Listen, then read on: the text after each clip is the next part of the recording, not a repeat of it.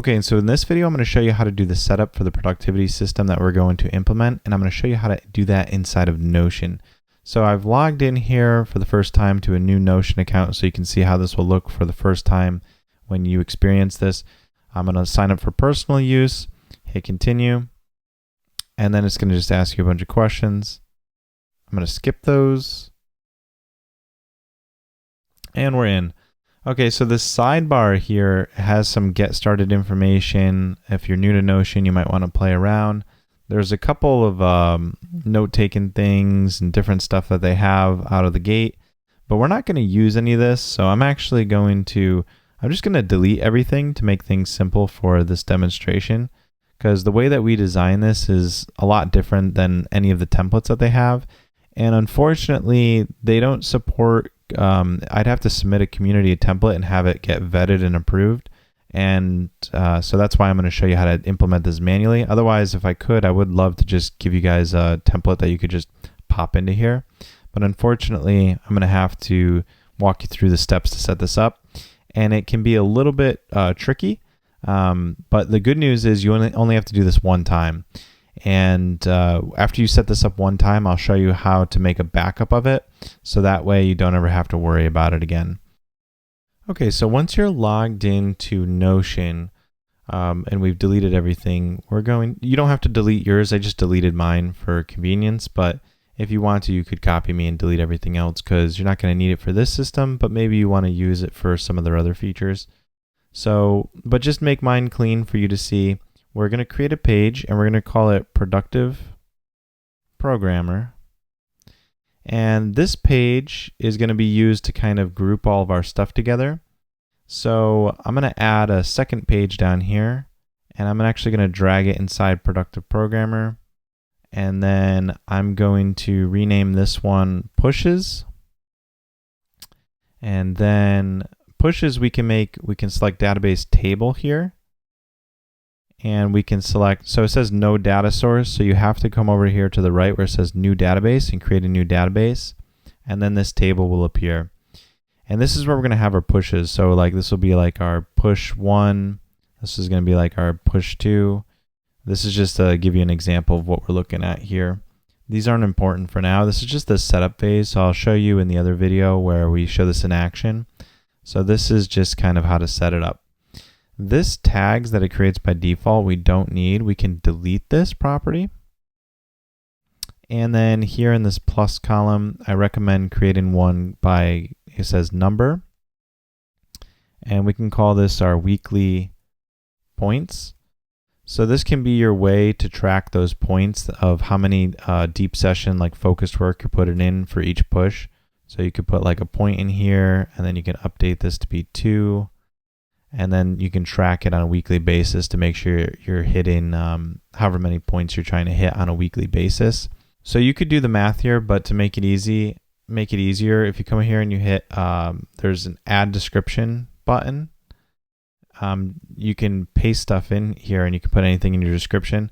But basically, I'm tracking how many weekly points I'm getting, because I know that if I decide I'm going to do 2 hours a day on average or 3 hours a day on average, I know that they add up to 10, 15, or 20 points per week. And so I'm just trying to accumulate those points throughout the week to come out with whatever average I'm shooting for. So if I'm shooting for 4 hours on average of weekly pushes, I'm trying to do 4 a day. Or if I fell behind one day, I'm trying to make up for it and trying to average out to 20. It's just a goal is just to keep you on track. But that's what this weekly points is going to be for. And then if you have a bunch of pushes at the end of the week, you can basically just come in here into a column and you could delete these to set them back to 0 when you start your next week. And so once we have our pushes set up, this is really simple here. Then what we can do is create another page. We want to drag this into Productive Programmer as well. And then in here, we're going to title this one our action items. This is really the beauty of everything. So down here we can select board. So we'll use board as our option. And then we also want to create a new database. So this is going to be a new database. And then the default that it gives you in Notion is not what we want. So took me a while to figure out how to get my system implemented in here until I realized what I had to do is in this board view, if you click board view, you can click edit view. And then there's this properties section. You want to come in here. These statuses, which is like the to-do, the in progress, and the complete, we want to click on our statuses and change them so that their type is not status, but rather the type is select.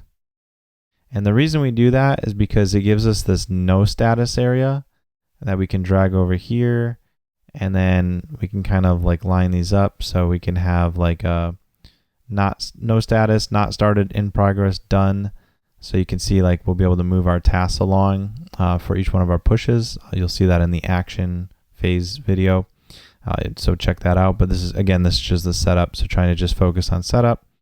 I also like to add one for notes, and you'll understand why when you watch how things work in action as well. And then each one of these cards, we can delete these. But yeah, we don't really need these now, but you'll see that I'll show you how this all works in the action phase. And that is in the pushes section. Actually, we have to do one more thing. So now that we have our actions items set up in pushes, we need to create one more field where we create a relationship to the actions items. And it's going to be show on action items. Turn that on. This will be called pushes. That's totally fine. That's the default. But yeah, pushes is fine. And then we'll add the relationship. And then we are done. You can here, you can click on action items here on this section, and you can just hide this because this is not important to see here. And then everything is set up. And just to show you real quickly, if we were to come in here, and again, I'll show you this more in the inaction phases, but just like no status, let's create like task 1. And then we come in here and we're going to, we don't want to have this be assigned to person. So let's go back to board view. So I'm glad I did that. So one final thing, edit view. And then we want to group by status is good. Properties, we want to, we don't need the assign, so we can hide that. What we want to make visible is the pushes. So that way we can add pushes to our task. So that way now our task can be like, we can assign our task to push 1, and we can have a second task, so task 2, that we assign to push 2. And then once that's set up, then what we're able to do here on the top, we can filter by our pushes. So we can decide to just look at all of our push 1s. We can decide to look at all of our push 2s. So you can see this is starting to, hopefully you're able to see the power of this now, because you're able to create all these pushes, and you're able to create action items for those pushes. And we're going to be able to push those along. So, like notes, no status, not started, in progress, and then so on and so forth. So actually, although you could do this, you can name these anything you want. I'm gonna go ahead and I'm gonna rename mine. So instead of not started, I'm gonna call this to do, and then I'm gonna create one more. So I just really quickly checked how I have this set up on my personal setup. And what I did is actually I hid the no status group, and then I just created one that was called backlog.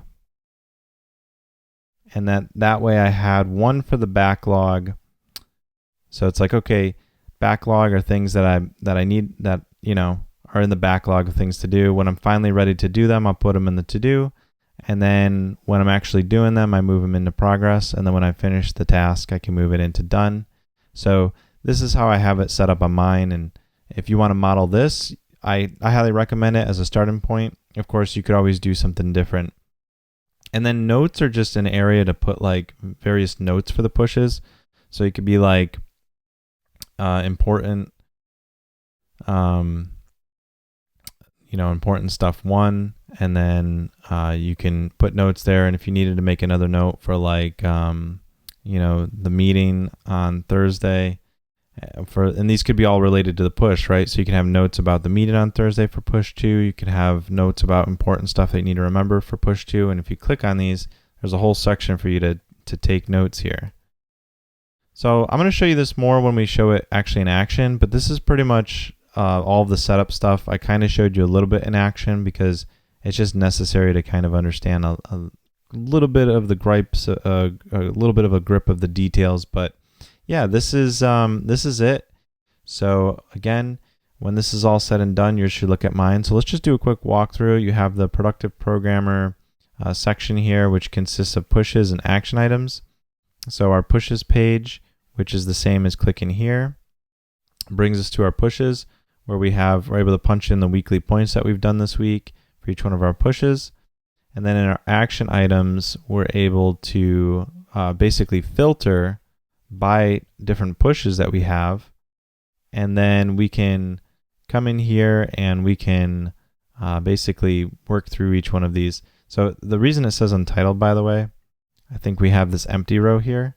So this is why it said untitled. So if we go back to action items now and we filter that, now it's only going to be push 1 and push 2. So then yours on the action items should look like notes, backlog, to do, in progress, done. You should have each one of those sections. And you didn't have to create these cards like I did, but the most important thing is to just carefully watch how I did the setup by editing things in the board view and all of those other pieces. So I know it's a little bit to follow, but the good news is I will show you this now. You will never have to do that again because all you have to do is you can just right click here and you can now duplicate it. And this will be completely set up with a whole new structure, and it copies everything, but I can delete these. And you can see now I only have push 1 over here, but in my original one, I still have push 1 and 2. So they're completely independent. And so what you can do is you can rename the first one if you want to like work. So this could be your work life. The other one could be renamed to like personal life. And then you could also you can then duplicate this again, and you can just call this one, rename it like backup of productivity system. So that is pretty much, you'll never have to do it again if you have a backup. So this is a one-time thing. I know it's a little bit tricky. There's a little bit of tedious steps, but you'll never have to do it again. And you can see now you have a productivity system in place where you can have pushes and action items for your work life. You can have pushes and action items for your personal life, and you can take notes for all of those in a really organized way that you can filter by the different things that you're trying to push in your life. And so let's see how this all works in action.